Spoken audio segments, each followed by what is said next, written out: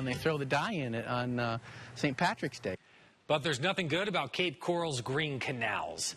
Blue-green algae is taking over, and tonight the Department of Health is warning about growing blooms along the Caloosahatchee.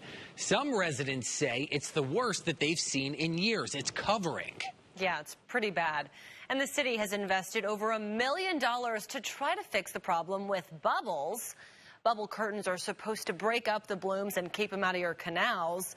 But people are worried they're not working. ABC 7's Gina Tomlinson took your questions to the city, and she's getting you more on the battle to stop this toxic sludge. People are wondering if what the city is doing to stop algae is really working, or if it's possibly making matters worse. You can see the gunk covering the canal over here. And let me show you what it looks like from above. Neighbors say they've never seen their waterways look this green before. This looks like the, Chicago River when they throw the dye in it on St. Patrick's Day. I mean, it is that green. Green slime covers the canal behind Ted Vaughn's home. He says now that the algae has been here for over a week, he's starting to wonder if it's not only the sight making him sick. I don't usually have any troubles, but my chest is tight.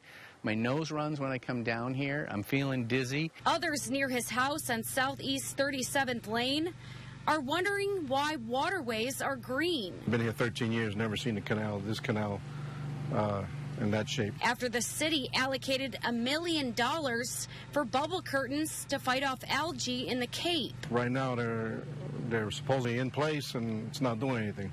So are they taking that $1 million and just throwing it down the sewer? Our main exit out of the canal system does have a bubbler on it.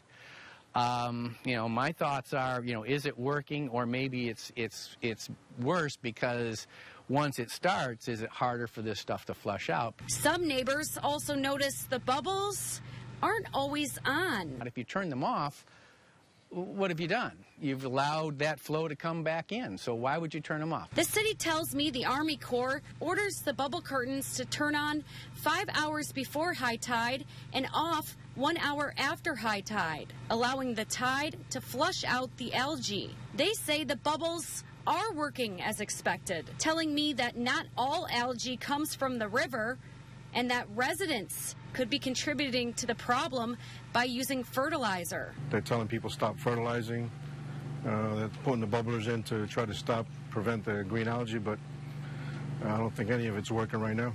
The city wants you to help fight algae too by cutting down on fertilizer and not using any that contains phosphorus, plus bagging your grass clippings so they don't blow away into storm drains or waterways. Local in Cape Coral, I'm Gina Tomlinson, ABC 7. To get your more tonight, water releases from Lake Okeechobee can also contribute to bad algal blooms in Cape Coral. Tonight, the Sanibel Captiva Conservation Foundation is recommending against water releases from the lake. Algae is covering about 70% of the lake's surface. The organization says water releases could send excess nutrients downstream and contribute to already bad blooms in Cape Coral. SCCF recommends waiting until the algae is gone before releasing any water. It's just